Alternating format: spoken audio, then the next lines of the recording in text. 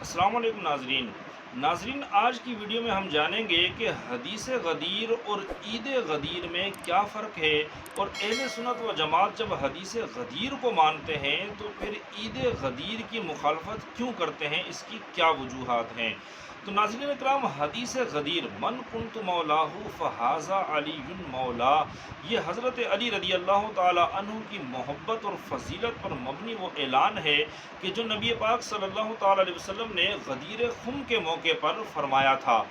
ناظرین کرام، اس حدیث کا مطلب یہ ہے کہ جس کا میں محبوب ہوں اس کا علی بھی محبوب ہے، یا جس کو مجھ سے محبت ہے اس کو علی سے بھی محبت ہونی چاہیے۔ یہ اعلان نبی پاک صلی اللہ تعالی علیہ وسلم نے صحابہ اکرام اور حضرت علی رضی اللہ تعالیٰ عنہ کے درمیان ایک جنگ کے موقع پر کچھ اختلافات ہو گئے تھے، ان اختلافات کو دور کرنے کے لیے فرمایا تھا۔ تو اہل سنت و جماعت اس حدیث کو بھی مانتے ہیں، حضرت علی رضی اللہ تعالیٰ عنہ کو مولا بھی مانتے ہیں، اور حضرت علی رضی اللہ تعالیٰ عنہ سے محبت بھی رکھتے ہیں۔ تو یہ حدیث حضرت علی رضی اللہ تعالیٰ عنہ کی محبت اور فضیلت پر مبنی اعلان تھا۔ پھر سن لیں کہ یہ حدیث حضرت علی رضی اللہ تعالیٰ عنہ کی محبت اور فضیلت پر مبنی اعلان تھا، حضرت علی کے خلافت اور امامت کا اعلان نہیں تھا۔ جبکہ جو عید غدیر منانے والے ہیں وہ اس حدیث کو حضرت علی رضی اللہ تعالیٰ عنہ کی خلافت اور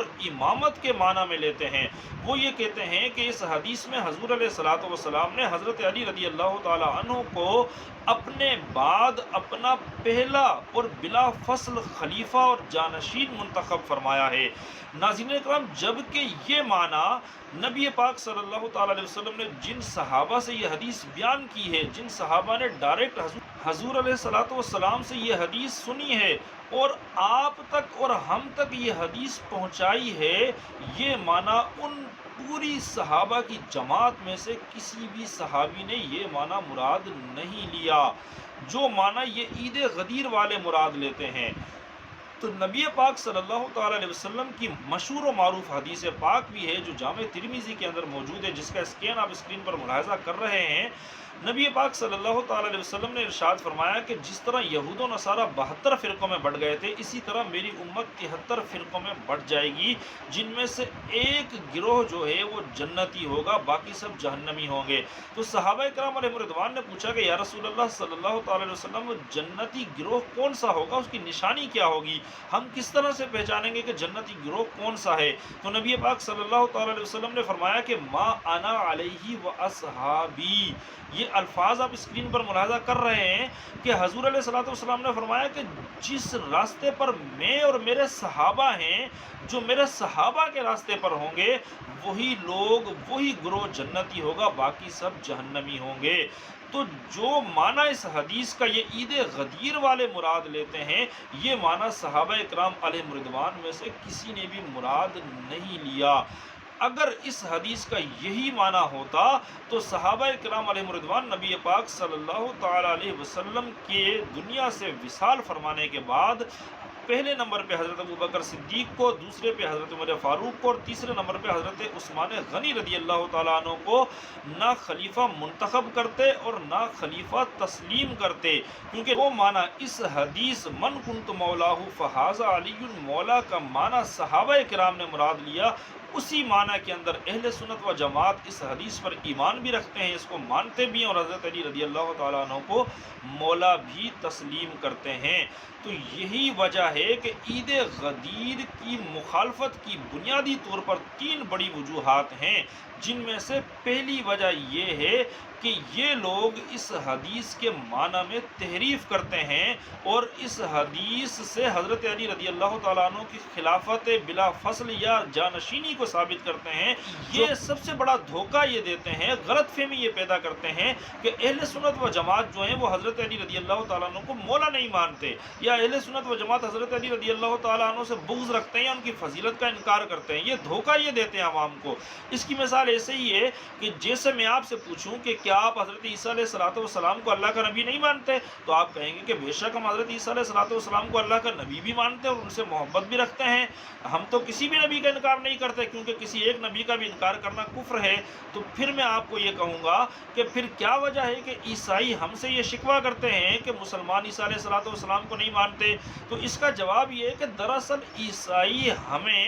عیسیٰ علیہ السلام کو اللہ کا بیٹا منوانا چاہتے ہیں یا تیسرا خدا منوانا چاہتے ہیں۔ اس معنی میں تو عیسیٰ علیہ السلام کو ہم کبھی بھی نہیں مان سکتے، کیونکہ یہ تو کفریہ عقیدہ ہے۔ تو ٹھیک اسی طرح یہ عید غدیر منانے والے بھی حضرت علی رضی اللہ تعالیٰ عنہ کے بغض کا الزام ہم پہ اس لیے لگاتے ہیں، یا یہ اس وجہ سے یہ کہتے ہیں کہ اہل سنت و جماعت حضرت علی رضی اللہ تعالیٰ عنہ کو مولا نہیں مانتے، کیونکہ یہ اس معنی میں حضرت علی رضی اللہ تعالیٰ عنہ کو مولا منوانا چاہتے ہیں جو انہوں کا خود ساختہ معنی ہے، جو ان کا اپنا گھڑا ہوا معنی ہے، جو معنی یہ مراد لیتے ہیں۔ تو اس معنی میں تو ہم کبھی بھی حضرت علی رضی اللہ تعالیٰ عنہ کو مولا نہ مانتے ہیں اور نہ مان سکتے ہیں، کیونکہ صحابہ کرام علیہم رضوان میں سے کسی نے بھی حضرت علی رضی اللہ تعالیٰ عنہ کو خلیفہ بلا فصل یا رسول اللہ صلی اللہ تعالیٰ علیہ وسلم کے پہلے جانشین ہونے کے معنی میں مولا نہیں مانا۔ ناظرین اکرام، دوسری بڑی وجہ اس عید غدیر کی مخالفت کی یہ ہے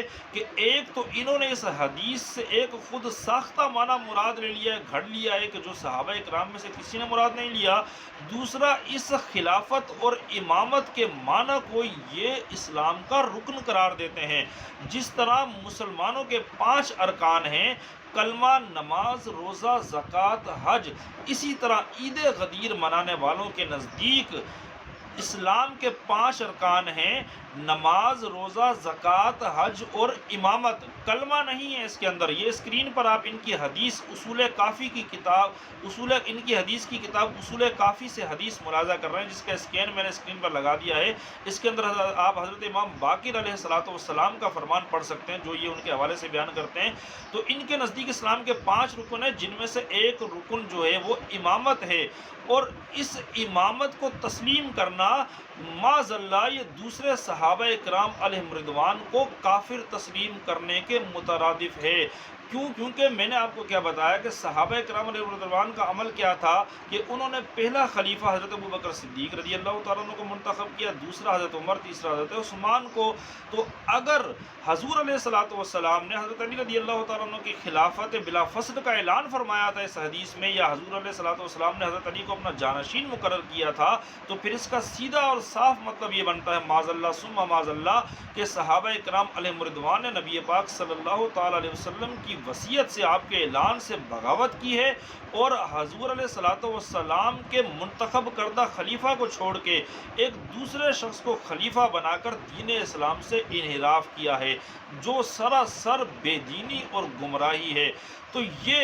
اس حدیث سے ایک خود ساختہ معنی گھڑتے ہیں، اور اس معنی پر عمل نہ کرنے کی وجہ سے صحابہ کرام علیہم رضوان کو دین اسلام سے خارج قرار دیتے ہیں۔ یعنی ایسا نہیں ہے کہ صحابہ کرام کی پیروی کریں، جن کی پیروی کا حکم حضور علیہ السلام نے دیا، کیونکہ حضور نے فرمایا کہ اختلافات کے وقت وہی جماعت جنتی ہوگی اور ہدایت کے راستے پر ہوگی کہ جو میرے اور میرے صحابہ کے طریقے پر ہوگی۔ لیکن ان کا طریقہ کیا ہے کہ یہ ایک حدیث سے خود ساختہ معنی گھڑتے ہیں، اور صحابہ کرام علیہ رضوان کے وہم و گمان میں بھی جو معنی نہیں تھا، یہ کہتے ہیں کہ اس معنی پر صحابہ کرام نے عمل نہیں کیا، حضرت علی کو خلیفہ یا امام نہیں بنایا، تو اس لیے حضرت علی رضی اللہ تعالیٰ عنہ کو خلیفہ یا امام نہ بنانے کی وجہ سے معاذ اللہ سارے صحابہ کرام جو ہیں وہ معاذ اللہ دین اسلام سے پھر گئے تھے، یا کافر تھے، یا مسلمان غاصب اور ظالم تھے۔ تو اس حدیث کا یہ معنی مراد لینا یہ تمام صحابہ کرام علیہ رضوان کو کافر قرار دینے کے مترادف ہے۔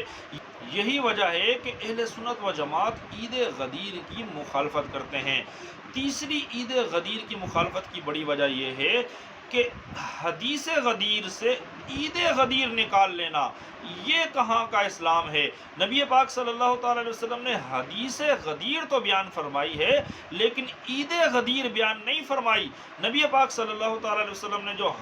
امت مسلمہ کو اسلام دیا ہے، اس میں سالانہ صرف 2 عیدیں دی ہیں، ایک عید الفطر، دوسری عید الاضحیٰ۔ تو ان دو عیدوں کے علاوہ نبی پاک صلی اللہ تعالی علیہ وسلم نے تیسری کوئی عید امت مسلمہ کو نہیں دی جو سالانہ عیدوں میں سے کوئی عید ہو۔ تو یہ تیسری سالانہ خود ساختہ اسلام مخالف عید ہے کہ جو فاسد اور باطل عقیدے پر مبنی ہے۔ اسی وجہ سے اہل سنت و جماعت اس عید کی مخالفت کرتے ہیں۔ تو ناظرین کرام، اس ویڈیو کا تمام تر ویڈیو کا خلاصہ نچوڑ یہ ہے کہ عید غدیر کی مخالفت کرنے کی 3 بڑی وجوہات ہیں۔ پہلی وجہ یہ ہے کہ